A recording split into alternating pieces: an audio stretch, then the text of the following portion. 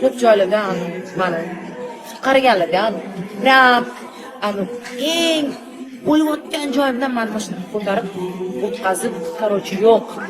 Men senga yordam beraman, mana men borman deganidek, ko'p narsalarni menga tushuntirgan. Va Allohdan nari yurgan qiz bo'lganman, deyman. Alloh o'zi kechirsin. Alloh tanigan, doim Alloh tanigan qiz bo'lganman, lekin sezmaganman, bilmaganman qanchalik. Boshida aytganman, 7 kunda sizlarni hech kim tanimaydi. Men bu narsaga Xudo xolisi javobgar. Menga ko'pchilik izohda yozdi-da, nimaga bu qizlarni tanladingiz? Ulardan ham yomon vaziyatda bo'lgan kambag'al insonlar bor. Mening maqsadim kambag'al insonlarni topish emas. Menga istoriya kerak.